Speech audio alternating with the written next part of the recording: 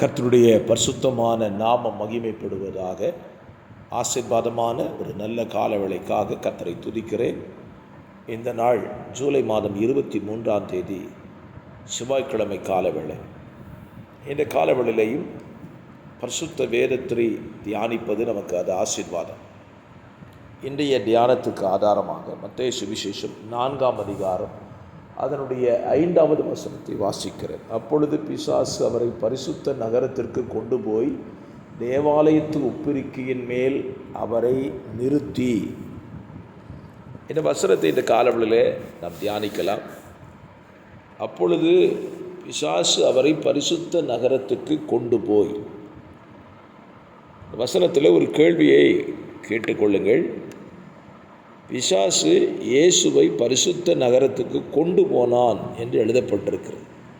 உப்பிரிக்கையின் மேல் நிறுத்தி என்று எழுதப்பட்டிருக்கிறது.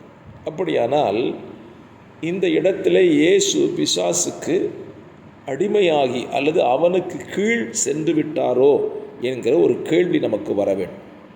பல நேரத்திலையும் சத்துரு நம்மை கொண்டு போயிட்டான், ஏமாற்றிட்டான் அப்படின்னு சொல்கிறோம்ல. யோசிக்கணும், நம்ம அவனுக்கு அண்டரில் போக முடியுமா?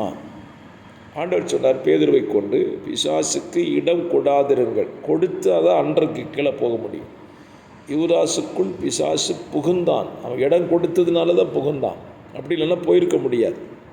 அப்படியானால் இயேசு இந்த வசனத்தை சொல்லும் பொழுது எப்படி இயேசு பிசாசுடைய ஆளுகைக்குள்ளே போயிருக்க முடியும்? நான் சொல்லுவேன், அது அந்த வசனத்தை புரிந்து கொள்வதற்காக மத்தேயு 4ஆம் அதிகாரம் 1ஆம் வசனத்தை நீங்கள் வாசித்தீங்கன்னா, அப்பொழுது இயேசு பிசாசினால் சோதிக்கப்படுவதற்கு ஆவியானவராலே வனாந்தரத்துக்கு கொண்டு போகப்பட்டார். சோதிக்கிறவன் பிசாசாக இருந்தாலும் அவரை கொண்டு போனது ஆவியானவர். ஆமென். இயேசுவை பரிசுத்த நகரத்துக்கு உப்பிரிக்கை மேல் கொண்டு போனது ஆவியானவர். சோதித்தவன் தான் பிசாசு. பல நேரத்தில் நாம் இந்த உண்மையை நினைக்க மறந்துடக்கூடாது. நம்ம வாழ்க்கையில் சில சோதனைகள் வரும் பொழுது அந்த சோதனையை கொண்டு வருகிறவன் சத்துருவாயிருந்தாலும் அந்த சோதனைக்கு நம்மை நிறுத்துகிறவர் கர்த்தர் தான். நம்ம கூட ஆவியானவர் இருக்கிறார். ஆகவே நீங்கள் இந்த காலவெளியில் சோர்ந்து போக வேண்டாம். நீங்கள் சந்திக்கிற சோதனைகள், பிரச்சனைகள் எல்லாவற்றிலையும் கர்த்தர் தான் உங்களுக்கு அது அனுமதி கொடுக்கிறார்.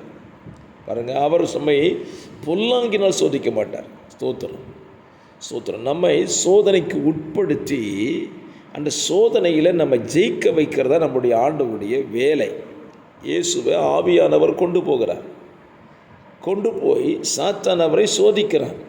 ஆனால் இந்த சோதனையில் இயேசு ஜெயித்து விட்டார். பாருங்கள், கர்த்தர் நல்லவர். நீங்கள் அதுக்கு கீழே உள்ள வசனத்தை வாசிச்சிங்கனாலும் அவன் உலகத்தை இயேசுவை ஸ்தோத்திரம் உலகத்துக்கு சகல ராஜ்யங்களை காண்பித்து கூட சொல்லுவான்.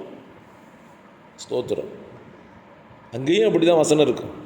நான் சொல்லுவேன், இயேசுவை சுத்த பொன்னாய் நிறுத்துவதற்கு பிதா தாமே ஆவியானவராலே சோதிக்கப்படுவதற்கு கொண்டு போகிறார்.